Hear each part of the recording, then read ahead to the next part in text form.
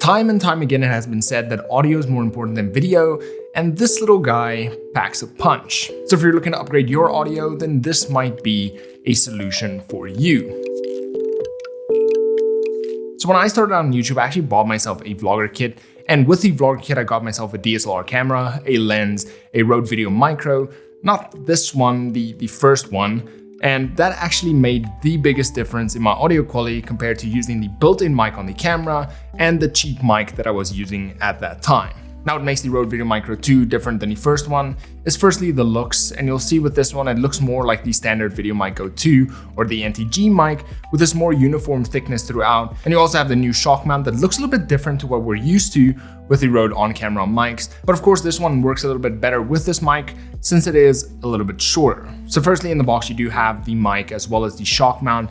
Then you have your TRS to TRS cable to connect it to your camera. Then you also have a TRS to TRRS cable that you can use with your smartphone if that is what you need. And then you also have your foam and your furry windshield, which I think is actually really cool. The fur tends to block out wind noises better than the foam does. So if you know there's going to be a lot of wind or you're just going to be filming outside, then rather play it safe and go with the furry one. Now, if you're going to be filming indoors and you're using the mic close to your face to do podcasts or voiceovers with, then the foam is going to be better for that, as this will reduce plosive noises a bit more than just having the mic exposed, and it will also block out the wind noises that come from your breath while just generally speaking. Now, for other use cases where you actually boom the mic out of frame, you don't have to use either of them. And for myself, if I boom a mic out of frame, I don't use any sort of foam or furry windshield.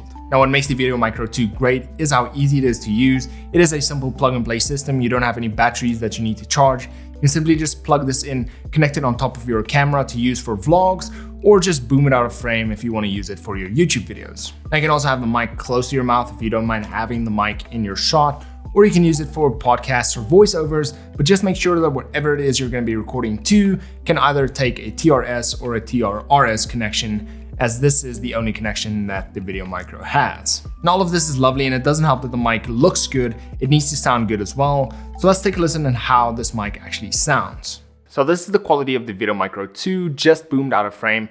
It's sort of about this distance away from my face, and this is the audio quality that you can expect if it's boomed just out of frame like this. Now, the mic is pointing down towards my chest to get a little bit more of a fuller sound, and it is directly wired from the mic into the camera itself. Now, of course, this is without any EQ or anything added on top. This is just the raw audio from this mic.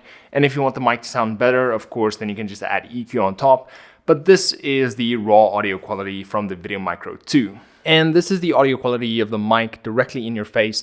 And this is sort of the audio quality that you can expect from the VideoMicro II in this sort of setup. Now, of course, if you're going to be doing podcasts or voiceovers, this is sort of a setup that you will have with this mic where it's a little bit closer to your face. But remember, if you're going to be using the mic really close to your face, best to probably just put on the foam windshield to reduce the plosives as well as the breathing noises. And this is how it sounds like with the foam on close to your mouth. This is sort of what you can expect if you're going to be using the foam with the VideoMicro II. And like I said before, if you're going to be using this for video calls or if you're going to be using this for podcasts or voiceovers, then this is sort of what you can expect from this mic itself.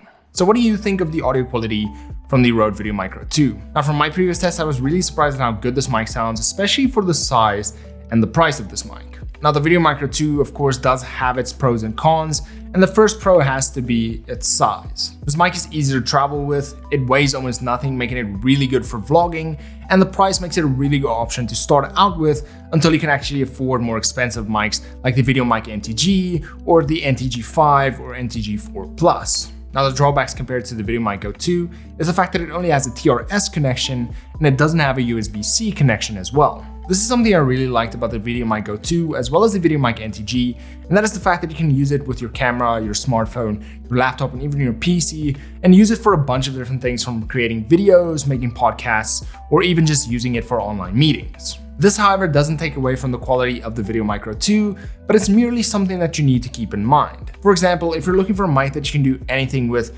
from record videos, make podcasts, use for online meetings, and even live streams, then you might be better buying the VideoMic GO II compared to the VideoMicro II. Then if you're looking for something that's small, easy to travel with, and just works, then the VideoMicro II might be a really good option for you. But the VideoMic GO II might still be a really good option for you as it's still small and it is also really easy to use with no batteries that you need to charge. Now I have to say, comparing this to the original VideoMicro, I really enjoy the looks of this one more, and I have to say, from what I remember and from looking at other comparisons, this one does sound a little bit better compared to the original VideoMicro. But overall, what it boils down to is, do you like the sound coming from the Rode VideoMicro II? And does it actually fit in your budget? Also, if you're just starting out, this can be a really great investment into your channel. It doesn't cost too much, but the difference this will make in your audio is definitely gonna be night and day. And that is it for today's video. Hope you guys enjoyed, and if you did, please leave a like and subscribe. And then, as always, until next time, cheers.